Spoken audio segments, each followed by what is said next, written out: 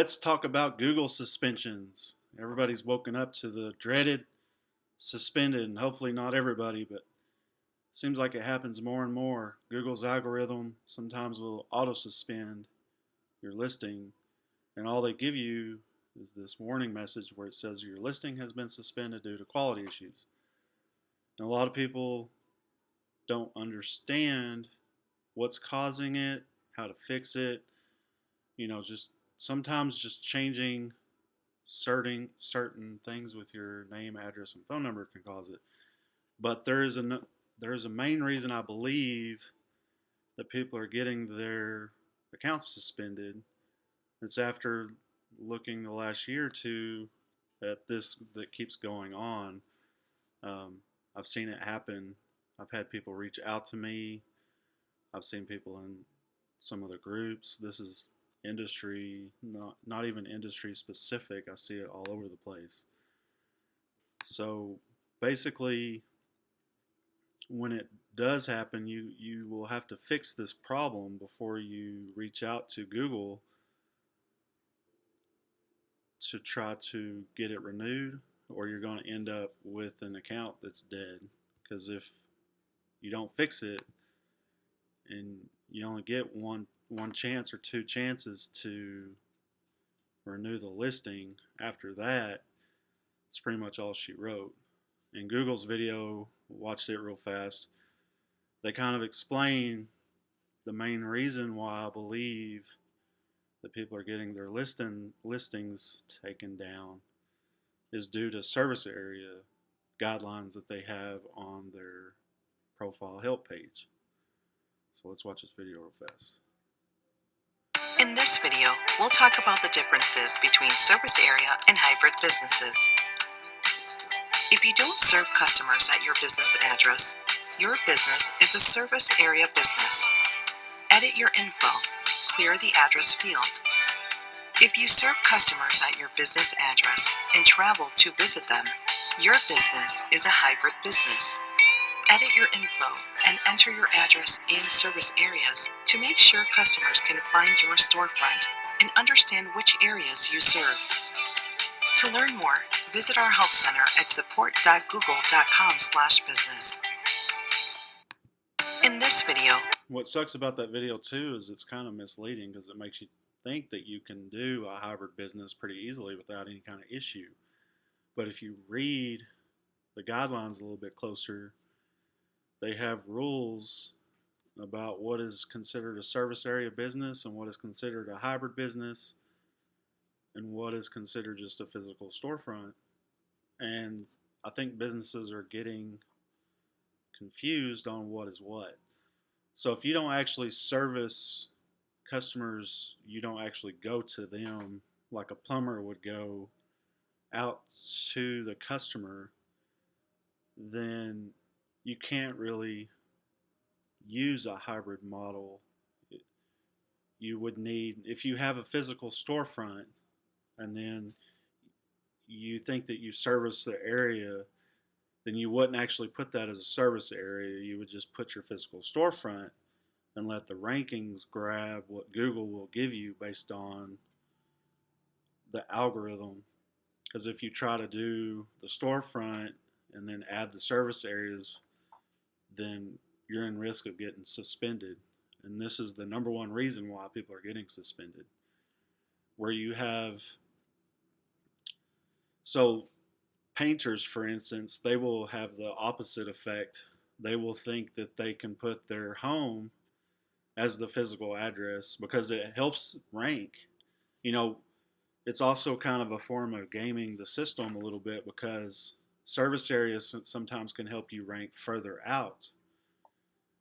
And then having a physical storefront can help you rank stronger in Google's eyes because you actually have a pin for your location. But if you only have a home office and you don't actually have customers coming to your business, then you can't put that as a physical address, as in this right here. You would leave this blank. And then if you did have an address, I would recommend you take it off and you only have your service area if that's the case. Where the opposite is true if you have a storefront and you think that you qualify for the hybrid model, but you are not actually going to the customers, then I would take the service area off. Basically click here and then clear service areas, and don't have that on because you're risking losing your whole business. I see people do it all the time. They lose their listing and they lose 80-90% of their revenue for like a whole month. Like it could take weeks for them to reinstate the listing, so it's not worth it. A lot of times these service areas don't even, like I said, if you have a storefront and then the service area on there too, it's not going to actually add any benefit to you anyway. So the ranking effect is not worth the risk effect.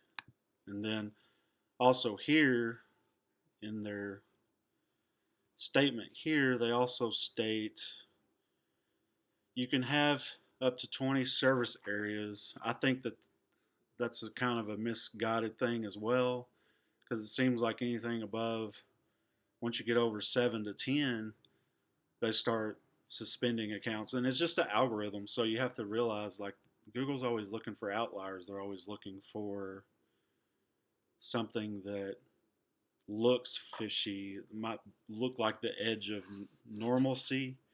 That, and then the artificial intelligence basically that Google has will go in there and auto suspend your account. You could have people go in there and also ask for a review edit of your account. Like if you had a competitor that wanted to do some shady crap, he could actually send in your listing to try to get it checked by Google, and that could actually cause you to have a manual suspension from Google, which those are even harder to get by because then Google already looked at it, saw that you was actually doing something they didn't agree with, and had a person actually go in there and suspend your account. Those are actually harder. And right here it says the boundaries of your overall area should not extend further than about 2 hours of driving time from where your business is based. So keep that in mind too. I think it's even lower than that.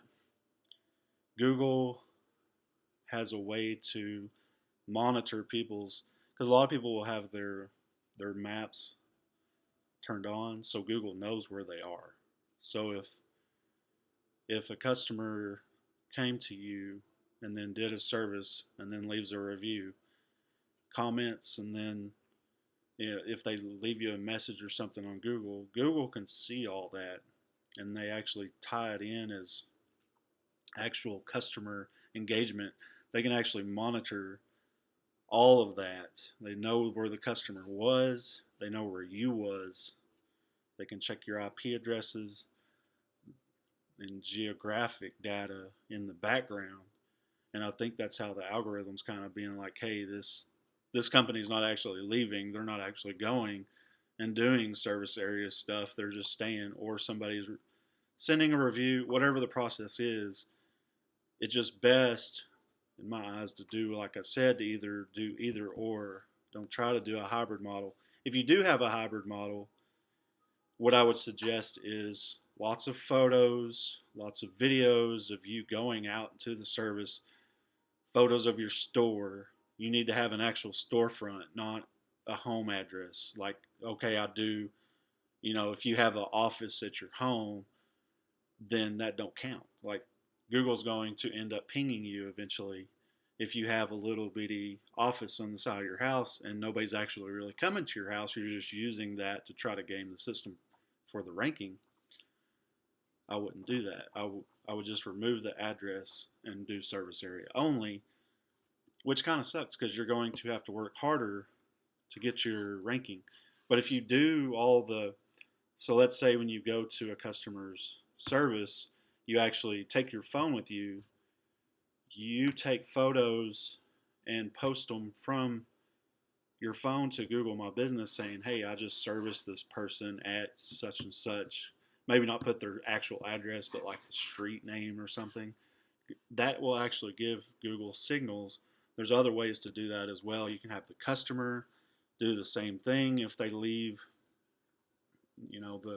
a review from right there, then they can say, yeah, he came here, left me, left with good service. They did a service, and I left them a review.